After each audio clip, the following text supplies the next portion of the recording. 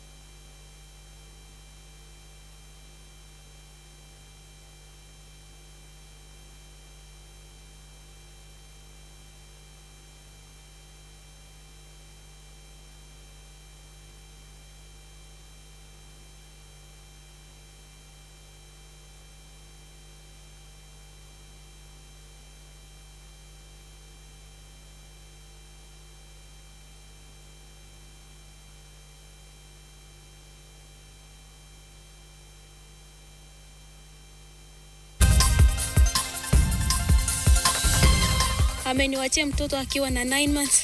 Huyu mtoto hajaona baba yake tangu baba yake alimwacha akiwa na 6 months. Gone too soon, the unlucky victim who changed his travel plans 4 times.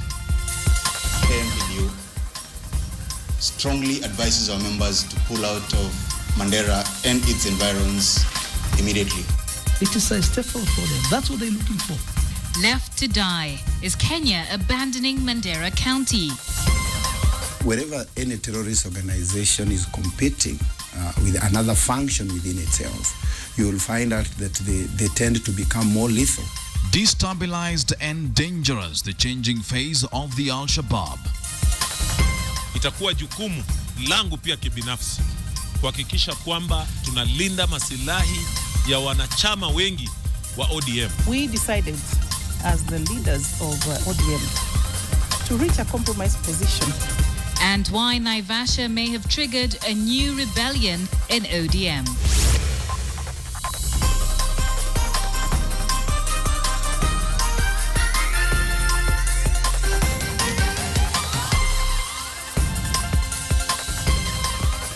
Now we begin with details of the final moments of some of the victims of the Mandera massacre, which continue to emerge as public anger mounts over the incident. We begin with one such story from Elgeyo Marakwet, where a family is mourning the death of their 28-year-old son who had just got a job in Mandera as a teacher. Now, the widow of Kipchirchir Maritim says that her husband had postponed this particular trip 4 times, only to be met by death when he finally decided to travel. His last words, "Pray for me." KTN senior North Rift reporter Masi Kandia kicks off our news coverage from there.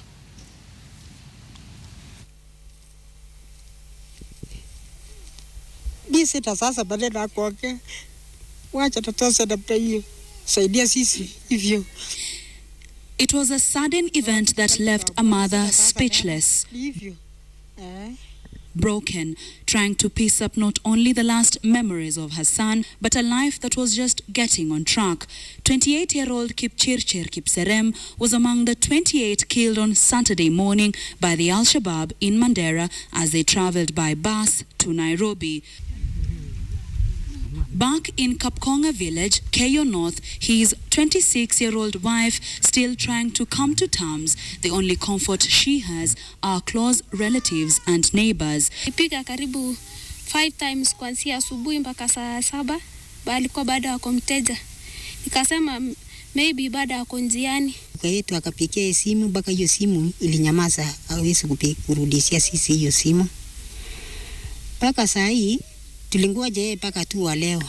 Yeye bado rudi nyumbani. She says Baba Chemu, as she called him, was to travel since the 12th of November, but changed his mind 4 times before finally making the trip on the ill-fated day and the very last time they talked. Kanipigia, akaniambia tuombe before aanze kwenda safari. Nami nikamuombea, tulicommunicate naye one by one mpaka tukamaliza. Nikamwambia, akaniambia atapitia gari kwenda pale kungojea gari. Ndivyo nikamwambia safari njema. The neighbors, led by the area chief, delivered the devastating news, ending the life they had lived with Baba Chemu for only a year. The memories left to tell their 9-month-old baby. He had big dreams, she says, to enable her complete college. Kama ameuawa kweli, anahitaji niende shule. Ameniwachia mtoto akiwa na 9 months. Huyu mtoto hajaona baba yake tangu baba yake alimwacha akiwa na 6 months. Tena nikajiuliza, alikuwa ameniletea vitu mingi akikuja, alikuwa ameletea nao wasasi na alikuwa na mpango mzuri. Sisi tulikuwa tukingojea apata kitu kidogo ndio asaidie sisi. Hii kijana tulikuwa tukitegemea yeye. Evans Korir worked in Mandera for 3 years and was staying with Kipchirchir in Mandera. Kipchirchir had just landed a teaching job at a high school. His mind is made up. I'm not willing to go there anymore. I'm to go there. Sirudi. Kipchirchir's father left for Nairobi to identify the body of his son, then bring him home for a decent burial. The family wants compensation from the government. Nothing can bring him back, they say, but he left too soon. It's not only a village that is in mourning, but a family that is now mourning. Not only a father, a brother, but a breadwinner, one who went in search for greener pastures barely 3 months ago. Masi Kandie, KTN, Kapkonga Village, Elgeyo Marakwet County. It is a heartbreaking turn of fate for that family, and sadly there are many more such stories. Now, the body of Kipchirchir is among the 28 on whom post-mortem examinations began earlier today here in Nairobi. But amid the grief, pressure is mounting on the government to provide answers on why such attacks continue unabated. KTN's Sharon Momanya reports on the growing anger even within the governing Jubilee coalition. At the Chiromo mortuary in Nairobi, tears and sorrow mark the mood. This as families continue to stream in, identifying the bodies of the men and women they loved, killed by terrorists in the bus attack. Jambo la kuhuzunisha ni kwamba tumetoka mbali, tunakuja kutafuta hela, alafu mwishowe badala ya kubenefit tunapata na mziba kama huo ambao ulitokea Mandera. And more voices are now demanding answers from the government. Opposition leader Raila Odinga, who visited the mortuary earlier in the day, condemned the wave of killings across the country, calling for an overhaul of the security system in the country. Wale ambao wamepewa fursa, jukumu ya kusimamia mambo ya usalama katika taifa letu, wengine wetu hawajibiki.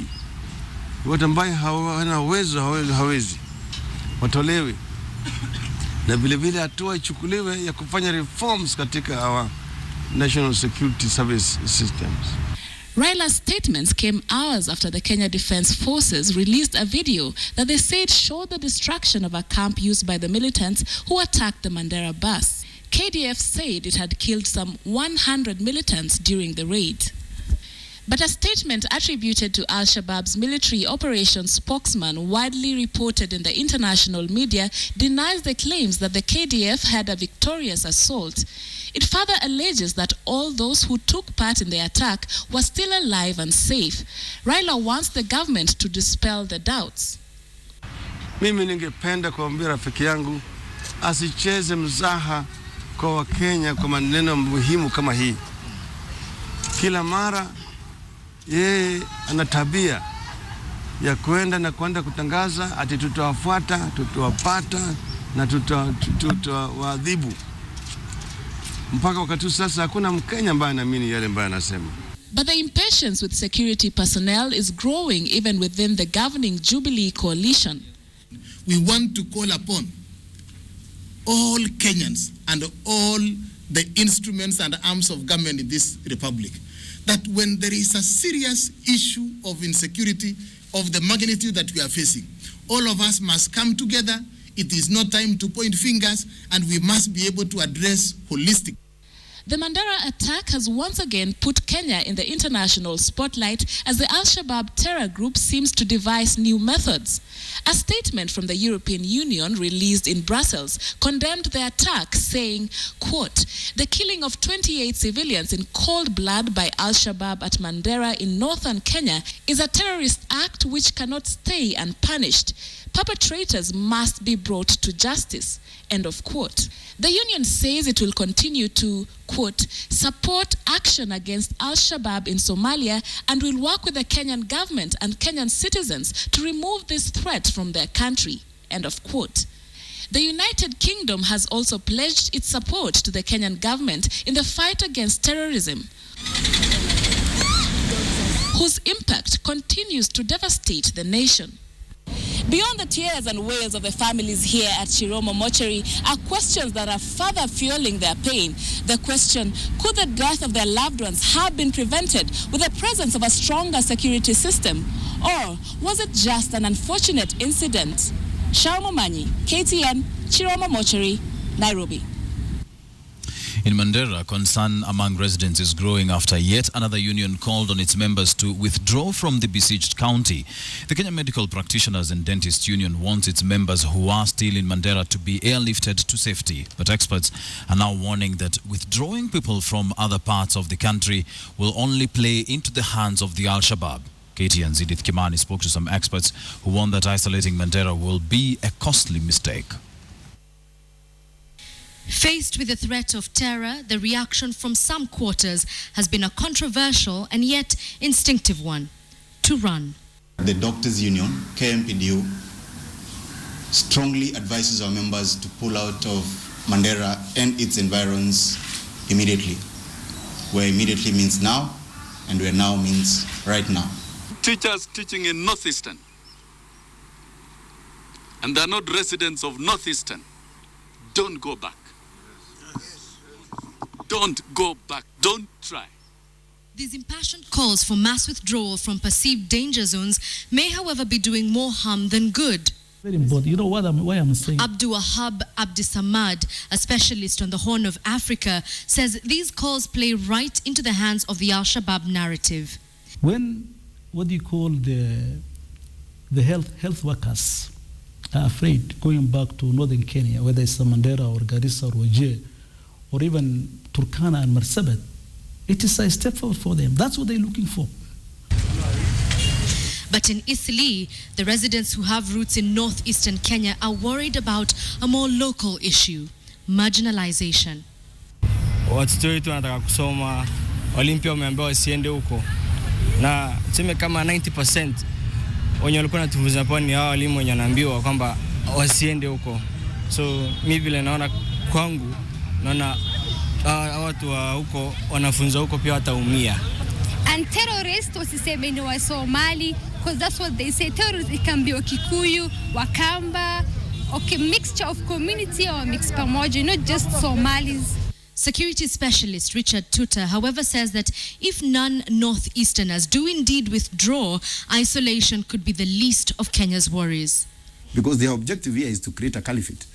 So the moment us who are being perceived not to belong to their cause decides to withdraw from Mandera, then they will say, look at an example that we want to extend to other parts of the world. These far-reaching consequences, however, seem to have little or no importance to both KMPDU and NUT as they make these calls. Theirs appears to be a very simple message: run. Edith Kimani, KTN. It is, of course, a very tricky situation. Do we have professionals in an area which is now being declared very unsafe, or do we sort of marginalize the whole area? It is a very tricky situation there, and we are asking, do you support the decision by the Doctors Union to withdraw its members from Mandera? Do you support the decision by the Doctors Union to withdraw its members from Mandera? Yes, bit of a catch-22, like Wilson said, but let us know your thoughts on this. And you can do that by, first of all, tweeting us at KTN Kenya, at Kachungera, and at Wilson_Mburu. You can also send an SMS. Send that to 22155. Now, do start with a yes or a no so that we can compile your comments into a poll result and see what you're saying later on in the bulletin. Now, the Mandera attack took place just months after the ruthless leader of Al-shabab, Sheikh Ahmed Godane, was killed. Analysts say that the ensuing power struggle inside that militant group may be to blame for its increasingly daring attacks. Security analysts also suggest that the terror group may be taking notes from similar insurgencies going on around the world. But are Kenya's security forces changing strategy to deal with the new threat? Here's Ashimwilu with a closer look. 4 years ago, the Al-Shabab carried out its first strike out of Somalia. 2 coordinated attacks that left 74 people dead in Kampala. In the years that followed, the group perfected its trademark hit-and-run tactics. But in the last year, the Al-Shabab militants have become increasingly daring and violent. Homeland Security and Counter-Terrorism Specialist Richard Tuta says the recent internal wrangles within the Al-Shabab might explain the latest trend of more brazen attacks. Wherever any terrorist organization is competing with another function within itself, you will find out that they tend to become more lethal, because the more lethal you are, the more chances you'll have to attract more people to join that particular function. And maybe that is what you are realizing with Al-Shabab. But former Kenya Air Force missile operator Mwenda Mbijiwe thinks the Al-Shabab could be taking the cue from current dominating global terror cells. See, ISIS today is cutting the heads of everyone: Christians, non-Christians, foreigners, locals. Now there was a siege around the city of Kobane in the Kurdish region.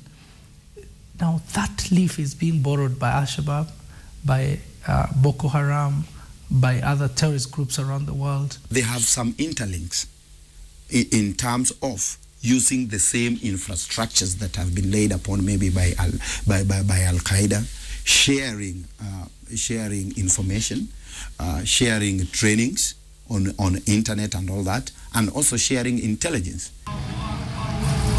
While the Al-Shabab began with a clannish ideology based on nationalism, in February 2012, the group changed when Ahmed Godane took charge. Their agenda became more global. In September this year, Godane was reportedly killed in a US airstrike near Barawe. And with the fall of the ruthless leader, analysts say a fractured Al-Shabab has been struggling to regain ground. We go for the top leadership of Al-Shabab, but we are not prepared for the consequences of the same. It is a known fact that anytime you go for the top leadership, these people will revenge.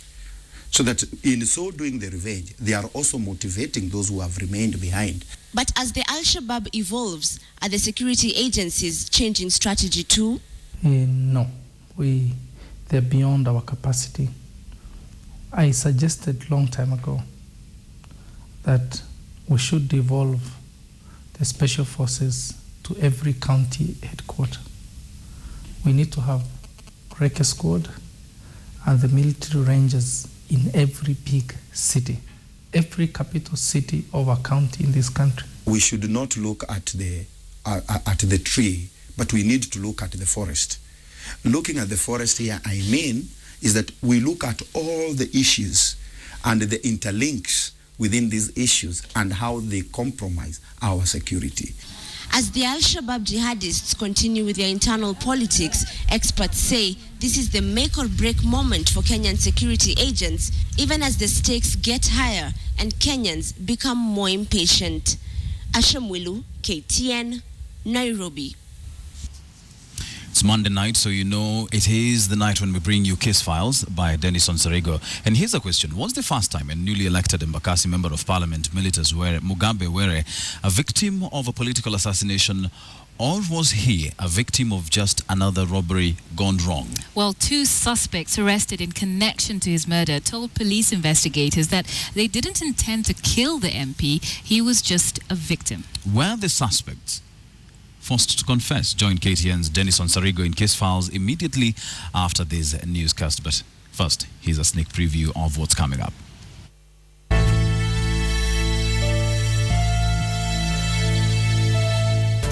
Mandi yuko nisikia mlio wa bunduki, mlio wa risasi. Kapiga mara ya kwanza na mara ya pili. Yeye hakupiga risasi. Risasi zilipigwa na nani? Na sisi.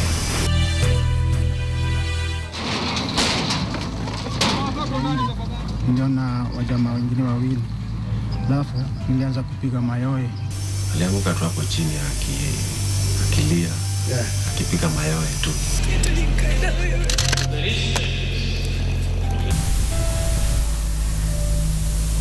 I'm sorry. There is nothing we could have done. Maana yake serikali mwenyewe inajua ni nani ambaye waliua Bwana Were. Na hii ni mauaji ambayo ilipangwa.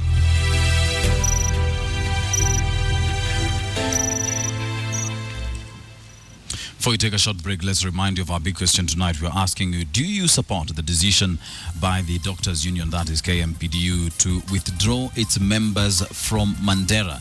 Do you support the decision by the Doctors Union to withdraw its members from Mandera? You can get us on SMS line 22155 or at Kachungira at Wilson_Mburu at KTN Kenya. We'll, of course, continue to sample some of your views and give you a result at the end of this live newscast. That's right. And after the break, I will be speaking to Suba MP John Mbadi and Funyula MP Paul Otuoma. They are in the studio already. We'll be talking about the latest developments in ODM.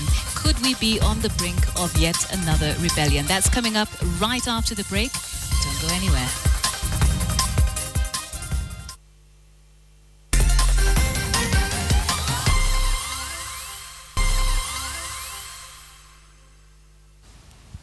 Welcome back to KTN Prime. Let's head over to the political arena now.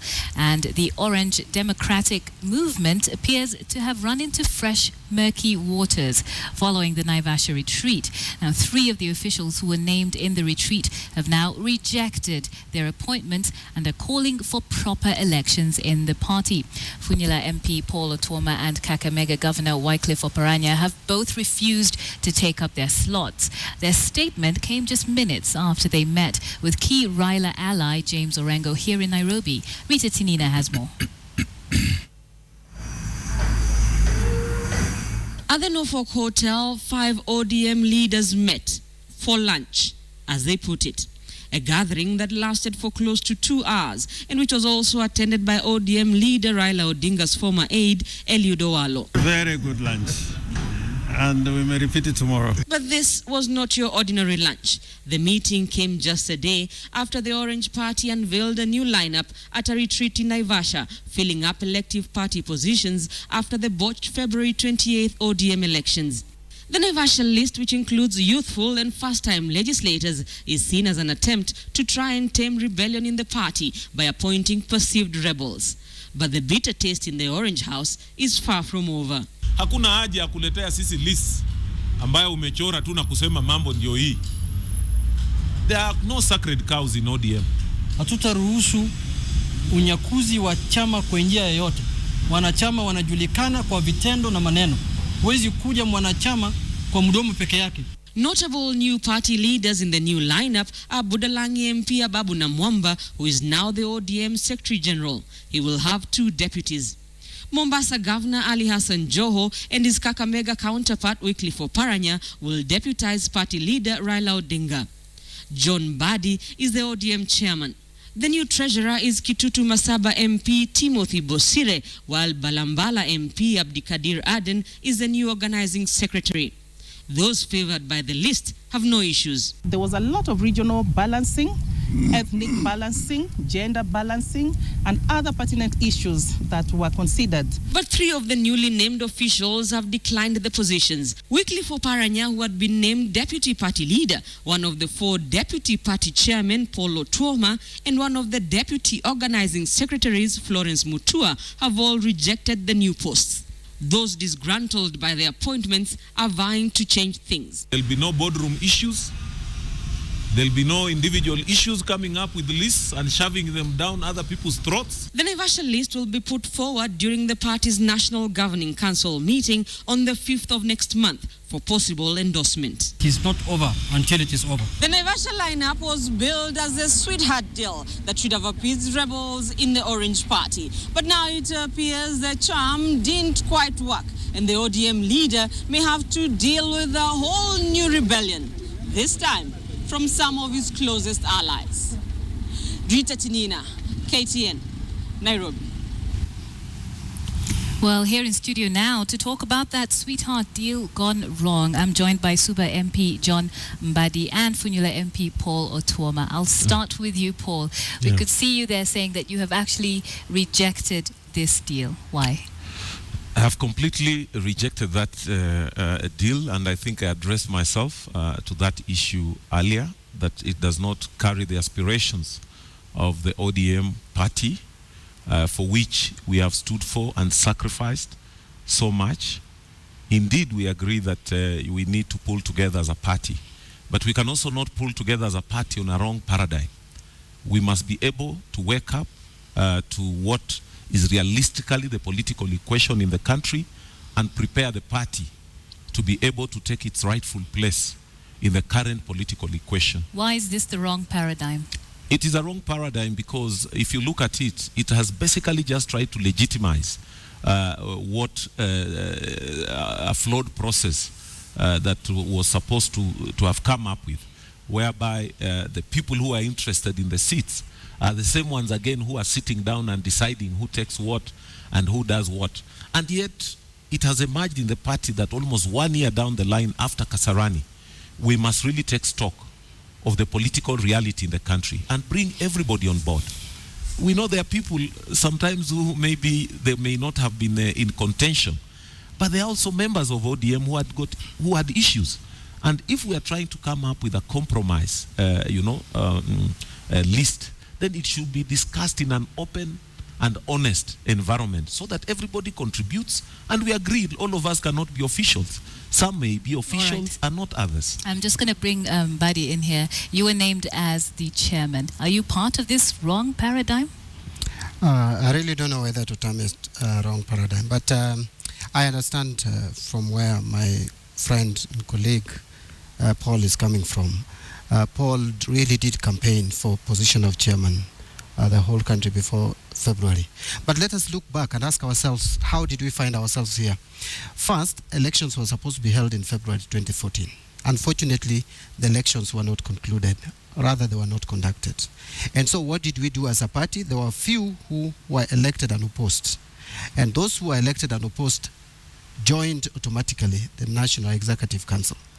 Then when we met as National Governing Council, that is the PG, together with chairmen from all the branches, what we agreed was we tasked the party leader, because our constitution allows the party leader to be an official until the next crop of officials are elected. And therefore, the person who was legally in office was the party leader plus those who were elected and opposed. So we allowed the party leader first to form a caretaker committee, kind of what we called the transitional independent transitional independent executive committee, which was bringing together both sides, because obviously we had two sides when we went to the February election. And so what happened is that the party leader has been meeting with these two groups, and the Honorable Tuoma can confirm that. Right, so he's been meeting with the groups. Yes, just allow me to take it forward to where we are today. Mm-hmm. Therefore, these two groups agreed that there should be harmonization. That is what I am told. And so the meeting that was called in Naivasha was to discuss the possible harmonization so that we go to an NDC which is not divisive. And so when we met in Naivasha, we agreed preliminarily when we started the whole discussion, the whole harmonization and reconciliation. We did agree that the party is bigger than each one of us individually. And all of us spoke before we made any move, including my brother here, Paulo Tuoma, and myself. But and clearly there are still divisions, so maybe that strategy didn't you see, quite work. first of all, I'm shocked because first, I remember Honorable Wycliffe of Oparanya, the governor. Once we agreed on this list, he said he had issues with it, but in the interest of the party and for the sake of moving forward, and I would quote him here without any fear, he said, let us move on. I mean, you cannot get everything. It is give and take. I know Honorable Paulo Tuoma didn't agree up to the last minute, but the point is that the team that I saw disputing this list, apart from Paulo Tuoma, no one was in Naivasha. And the beauty is that apart from Farah Maalim, all this group will be in the National Governing Council. The list that was agreed on will be presented to the National Governing Council, and therefore they still have a chance to execute, comment, correct, propose, and change the list the way they want. And still, we will still have National Delegates Conference where even Honorable Farah Maalim, I think, is a member. So I do not see why we should escalate this matter, make it a big issue, yet what happened is like the current NGC, which was mandated by party organs, has just proposed a harmonized list. This will go to the National Governing Council, and they are all members, and we are all members. Right, we can still lobby, we can still make amendments and changes as we so wish. So, Honorable Tuoma, are you happy with this, I think with this the course problem, of events? as he says, he's a very good brother of mine. Yeah. In fact, I'm the one who alerted him that, we would like you to join us in Naivasha. Yes. He was not even on the list of invitees. So he may not really understand the deep underlying issues within the party. But those of us who have participated in trying to seek some leadership positions in the party, it emerged very clearly that there are some very serious underlying issues in the party that we need to come together and solve. And we had said, even other than just having the elected official, even just simple things like running the secretariat, and I have been quoted on this, just running the secretariat to be able to facilitate the party members, to carry out their duties as ODM members has been wanting. And that's why you saw even the other day the issues of Mandera coming out, whereby he was even expecting the party leader to be his bodyguard when he's attacked, and yet he's the person responsible for taking care of that secretariat. Right. So as we wind up, I just have to ask, what are your options now? What are your considerations? Our options now is that we must completely understand what are the underlying issues in ODM. And once we have understood those, let us bring everybody on board.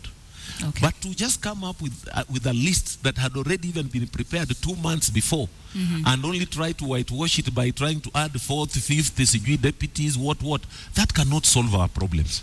We must really say these are the issues that the ODM membership are having.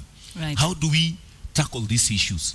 If today you want to say that certain seats are sacred, they can only be occupied in a certain manner, then we would like you to tell us that these seats, we have ring-fenced them because certain qualities or certain requirements can only be met by certain individuals. Okay. Then we can see that either we don't qualify to apply for those positions, and then we leave it there. Thank you but very I want much. to remind the members of ODM that we are very staunch members of the party, and we are going to stand with the party, and we are going to have our respect for the party leadership. Okay, I'm but sorry, we must do the right things. I have to jump in there. Thank you very much for sharing your views this evening, Suba MP John Mbadi and Funyula MP Paul Otuoma, on what is ailing ODM. You're watching KTN Prime.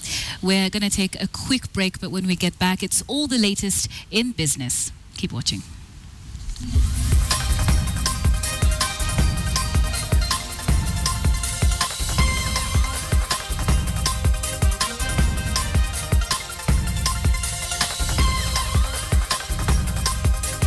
You're watching KTN Prime.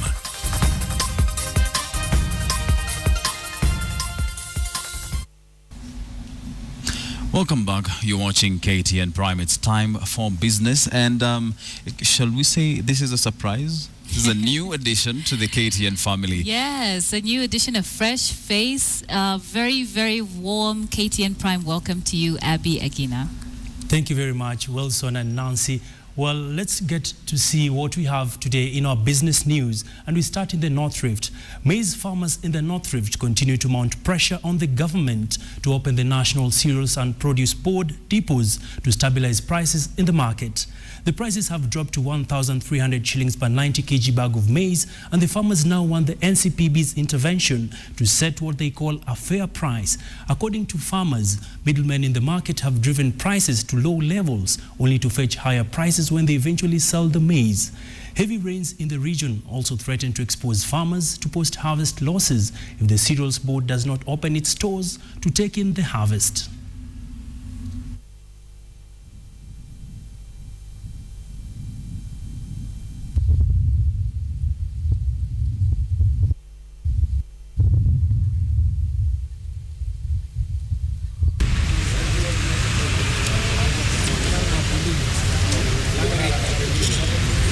Tunaomba leo serikali wahakikishe kwamba wametangaza bei haraka iwezekanavyo, kwa sababu kama bei imetangazwa ita stabilize the prices ya mahindi, ndio wale wafanyabiashara wasiwe na nafasi ya kuumiza wakulima. Tusipowasaidia wakati wa sasa, sidhani kama tutasaidiwa tena, because right now the middlemen are going around buying maize at a very cheap price. Saizi ukienda mahali ni 1200, ukipata mahali 1000, 1500 ni kama uko na mahindi ile one first grade. The cost of production is so high compared to what the farmers are getting right now. The Federation of National Association of Women in Business in Eastern and Southern Africa, FEMCOM, has lauded the Kenyan government for its steps towards empowering women in trade. The body, which is part of COMESA, says the creation of Women Enterprise Fund and allocation of 30% of public procurement to women and youth will economically empower women. Charles Gitonga has the details. Traditionally, women were the key stakeholders in Africa's small cottage industries and other small businesses. But with changing times, a significant number of women are finding themselves at top management levels of corporates and government organizations. Such changes have made it necessary that policies be put in place to empower women in business. In its annual meeting today, FEMCOM, COMESA's unit that champions the cause for women in business in the region, has expressed its satisfaction with the government of Kenya's continuous effort to give women a better platform of doing business. Let me here really applaud the government of Kenya and His Excellency the President of Kenya for putting together the government procurement policies, which really ensures 30% for women, SMEs, youth, and disabled, because this is one of the biggest policies that would really have a paradigm shift for economic empowerment of women. FEMCOM has also championed for creation of a fund that will hopefully address the common challenge, lack of seed capital. We are coming up with an MSME COMESA fund for the region to ensure that issue is addressed. Negotiations are currently underway towards the integration of the East African Community, COMESA, and the Southern African Development Community, a development that will create a common market with at least 600 million people. We are talking of a larger market for the women in the business, and they will be able to do business from Cape to Cairo. Charles Gitonga, KTN. Well, crossing over to the corporate scene, Equity Bank has received shareholder approval to set up a holding company. The decision was made at an extraordinary general meeting held earlier today. Under the new structure, Equity Bank Kenya Limited will now rebrand to Equity Group Holdings Limited. This will see the incorporation of a new subsidiary, Equity Bank Kenya Limited, to oversee the banking business of the Kenyan subsidiary. The holding outfit is now authorized to acquire an additional 29.9 million shares in the share capital of Equity Bank. The bank will, however, be in a race against time to ensure this happens before December 31st or part with millions of shillings in capital gains tax revenue in 2015. According to Rosa Ndwati Mutero, the legal advisor for the restructuring, if the bank misses the deadline and fails to get an exemption of the 5% capital gains tax, it will be unlikely to proceed with the move. Well, now let's take a look at the financial report.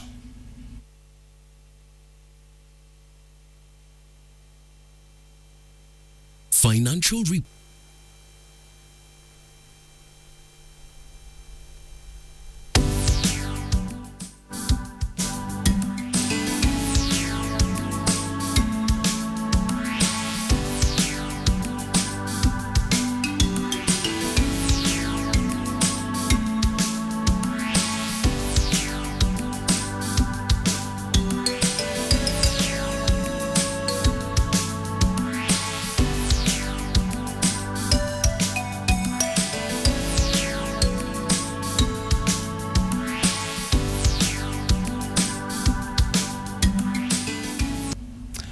Well, many thanks for keeping it KTN Business. That brings us to the end of our business news today.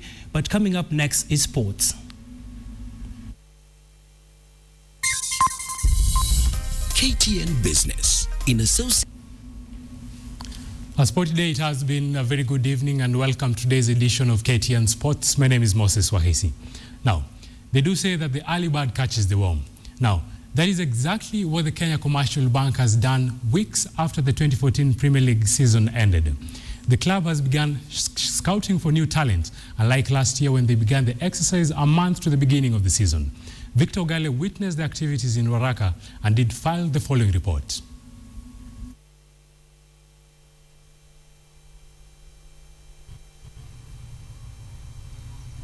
They came from as far as Isiolo and Migori, all seeking to impress the technical team here at Ruaraka, home to Premier League side KCB.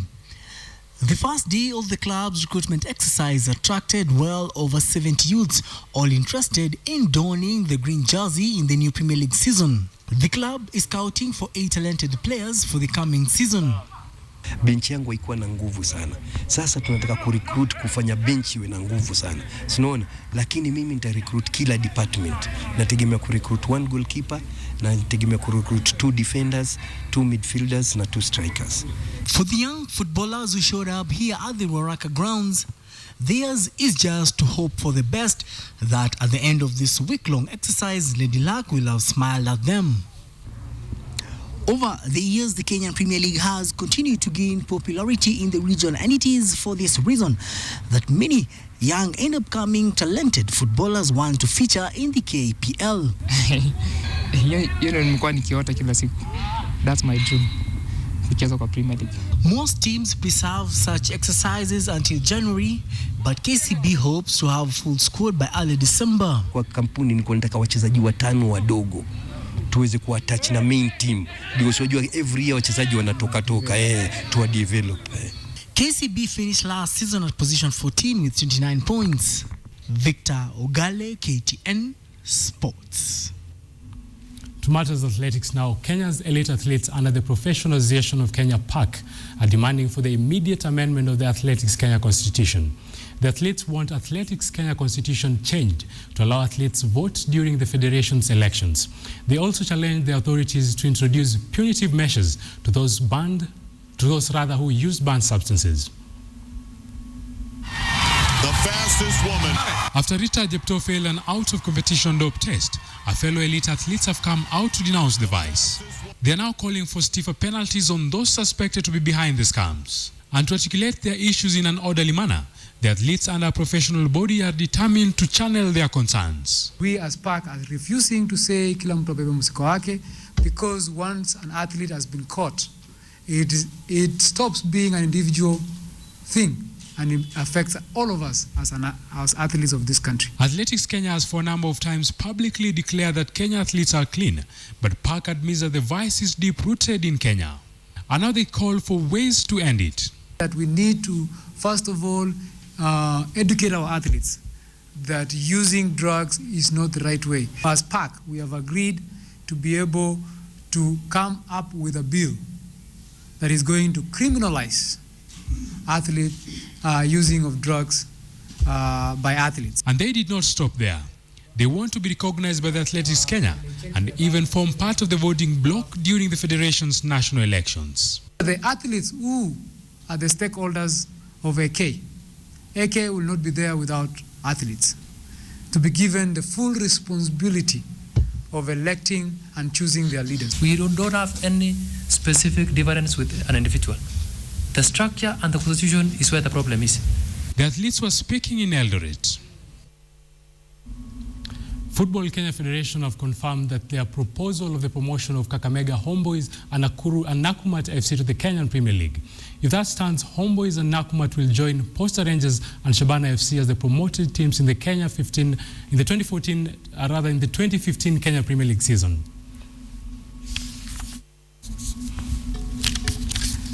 In tomorrow's Champions League matches, English Premier League champions Manchester City will have a hard encounter against four-time champions Bayern Munich. In other matches, French champions PSG will host Ajax as Barcelona will travel away to Apoel Nicosia in search for maximum points. Time to wind up the bulletin now, but not before we give you the results of our big question tonight. We did ask you whether... something happened to my gadget here. Sorry about that. Now, we did ask you whether you support the decision by the Doctors' Union to withdraw its members from Mandera. And the poll results are in. 78% say yes. Only 22% say they do not support that decision. Let's take a look at some of your feedback. Dan Sudi on Twitter says, no, why run away from challenges? All stakeholders must get a solution to insecurity. Abdulaziz Wais says, aren't Somalis in northeastern taxpayers? How dare Medics Union withdraw medics from the northeastern? Clearly, we are a banana republic. All right, another one. This one coming from, beg your pardon, this is one from Kahato, who says, it keeps disappearing. Sorry about that. Maybe you should read one while I figure as you this look out. for it, let me read this one from Esther Kagamba, who says, in security, I support that professionals should exit northeastern from northern Kenya. Hashtag Mandera massacre. Okay. Samuel Wainaina says, of what help will it be if they pull out? Mandera is in Kenya. Just provide security. And Ben Keraro says, as unfortunate as it may sound, humanitarian and professional grounds will make this a possibility. This will jolt the government into real action. Prince James VI here says we are facing security challenges, but I don't think if it will be a good idea for doctors to withdraw their members from Northeastern. And Dr. Geoffrey Kakai says, yes, why should my colleagues endanger their lives? Well, those are your comments, those are your views. Thank you very much for joining us on KTN Prime. Thank you for participating in our big question. Well, of course, see you tomorrow. Enjoy the rest of your viewing. My name is Wilson Buru. Good night. Merisha Owiti was our sign language interpreter. I'm Nancy Kachungira. Stay tuned for Case Files. Good night.